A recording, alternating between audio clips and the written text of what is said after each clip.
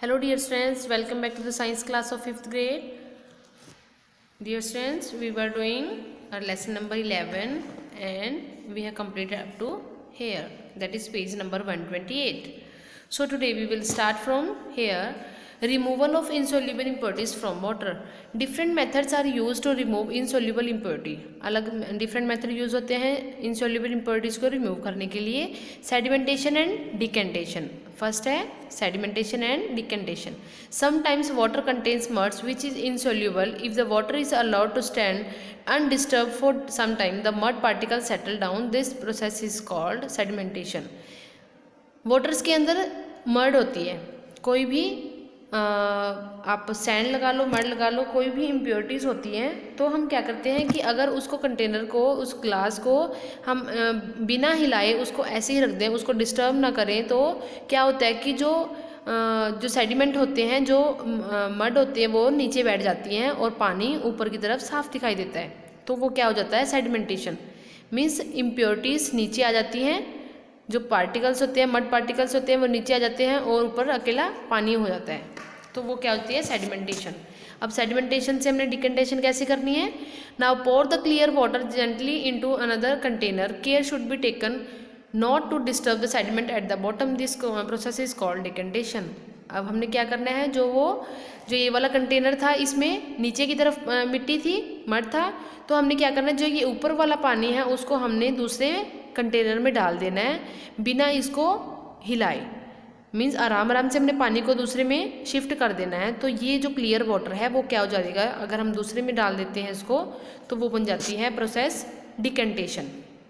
ठीक है, जैसे हमने इधर दिखाया है, इधर से पानी इधर की तरफ डाल रहे हैं, तो ये क्या है, ये नीचे का नीचे ही ऐसे ही पड़े हुए हैं, तो ये प्रोसेस हो जाती है डिकंटेशन.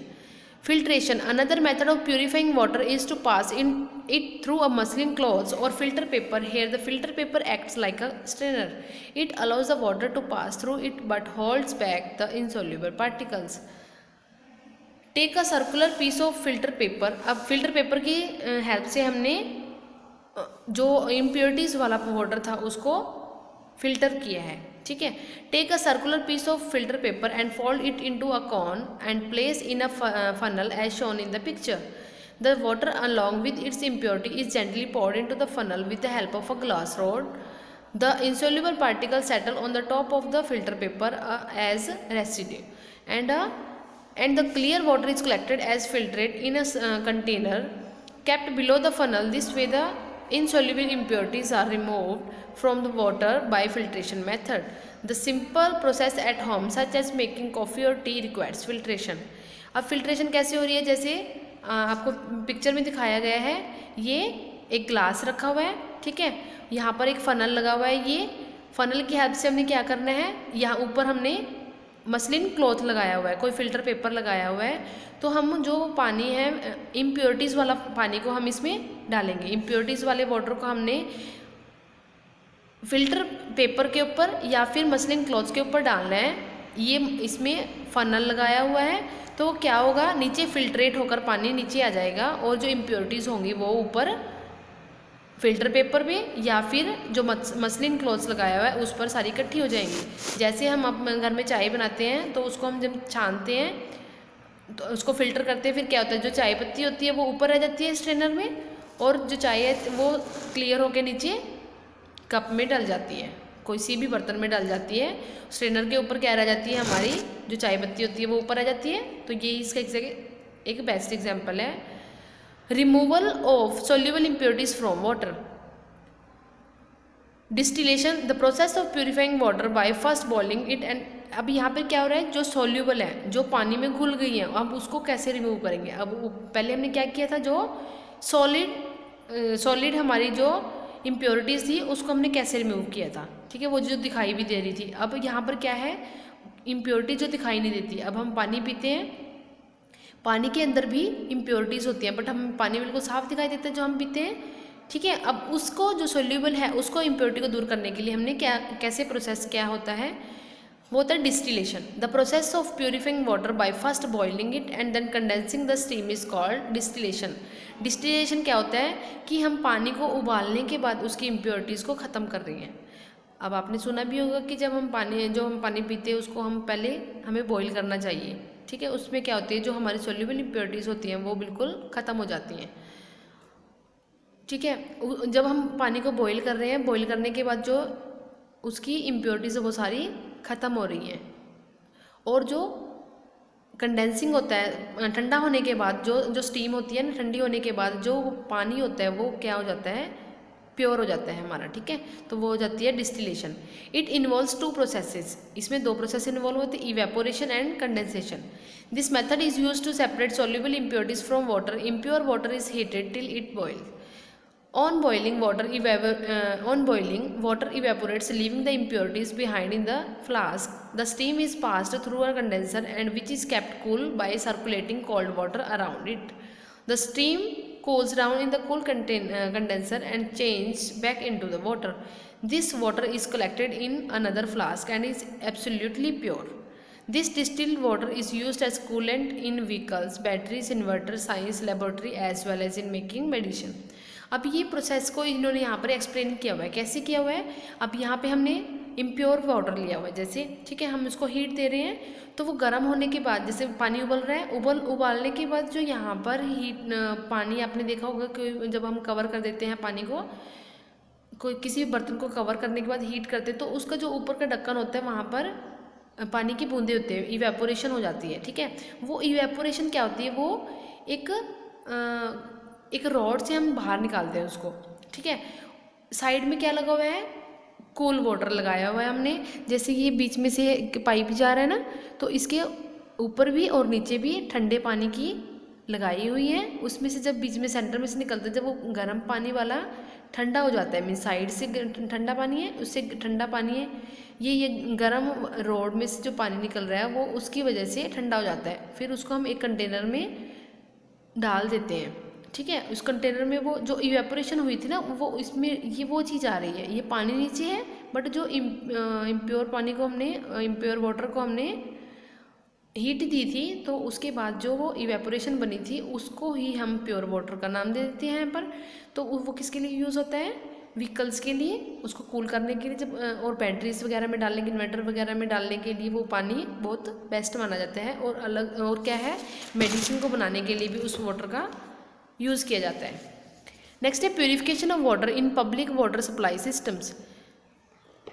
अब जो पब्लिकली हम वाटर पीते हैं, बाहर जो भी हमारे वाटर कूलर वगैरह लगे होते हैं, उसको हम कैसे करते हैं। There is the possibility that even after removing insoluble and soluble impurities drinking water में स्टिल कंटेन जर्म्स। अब ज़रूरी नहीं है कि जो हम पानी पीते हैं, जो फिल्टर वगैरह लगे होते हैं बाहर स्कूलों में लगे होते हैं, ठीक है, वो ज़रूरी नहीं है कि वो बिल्कुल प्योर हो, क्योंकि उसमें जो इम्प्योरिटीज़ हैं वो सोल्यूबल इम्प्योरिटीज़ भी होती हैं और इनसोल्यूबल भी होती हैं, ठीक है। उसमें जो जर्म्स होते हैं वो हो सकते हैं। Do you know that the clean water which we drink from the top of our home is first clear of its impurities by the water work department before making it available for use. This process is called water treatment. The different steps involved in purification of water are given on the next page.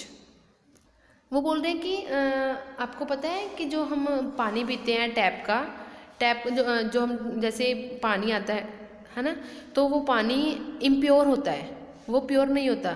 हम घर में लगा कर रखते हैं ना, water purifier लगा कर रखते हैं, कोई आरओ लगाता है ना, तो वो क्या होता है, वो इम्प्योरिटीज़ को रिमूव करने के लिए ही होता है। हमें उनको इम्प्योरिटीज़ को रिमूव करने के लिए कोई आरओ सिस्टम वगैरह और भी कोई वाटर प्यूरीफायर होता है वो लगाना चाहिए, क्योंकि टैप में जो पानी आता है वो बिल्कुल प्योरीफाई नहीं होता। वो प्रोसेस क्या हो जाती है, वाटर ट्रीटमेंट, कि वाटर को ट्रीट कर रहे हैं, अच्छे से प्योर कर रहे हैं, ठीक है, उसको बोलते हैं water treatment. Though the pipes water we get at home is usually safe for drinking, sometimes leakage and poor maintenance can still let in impurities and germs, so we should use water purifier और filter at our home। जैसे अभी हमने बताया कि water purifier और filter लगाने चाहिए हमें, क्योंकि पता नहीं होता कि कोई भी पाइप लीक कर जाता है और उसमें किसी और पाइप के थ्रू जर्म्स हो सकते हैं, ठीक है।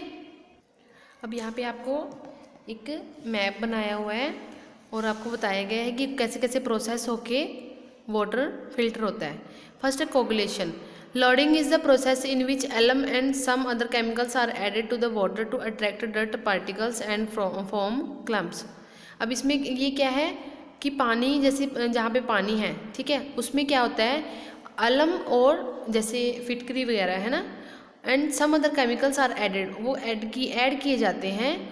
उसमें क्या होता है, पानी में जो ऐड होते हैं ये केमिकल्स होते हैं, क्योंकि समुद्र से पानी जैसे आता है उसमें वो खारा पानी होता है ना, तो उसमें क्या होता है, उसमें केमिकल्स पड़े हुए होते हैं वाटर में, वो डर्ट पार्टिकल्स को अपनी तरफ अट्रैक्ट करके रखते हैं.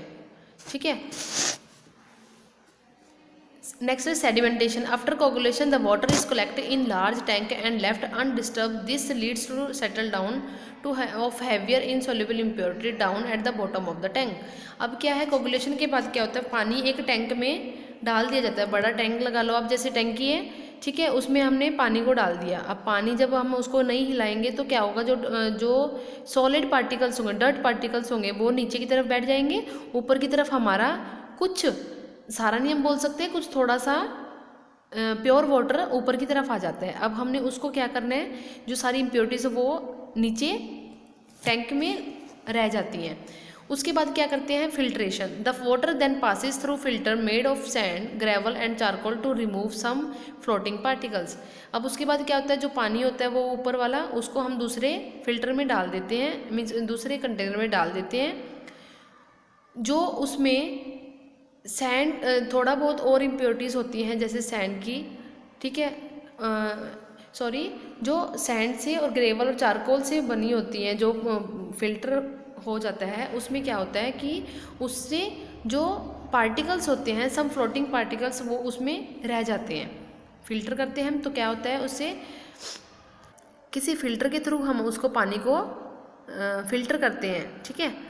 जो मिट्टी से फिल्टर बने होते हैं, ठीक है, चारकोल से बने होते हैं, उसके थ्रू हम पानी को फिल्टर कर लेते हैं. ठीक है. उससे क्या होता है कि जो सब फ्लोटिंग पार्टिकल्स होते हैं, जो तैरते होते हैं, जैसे हम एग्जांपल ले लो आप, छलनी का लगा लो, ठीक है, जो तो उसमें ऊपर की तरफ इम्प्योरिटीज़ आ जाती है ना, कुछ छन जाता है.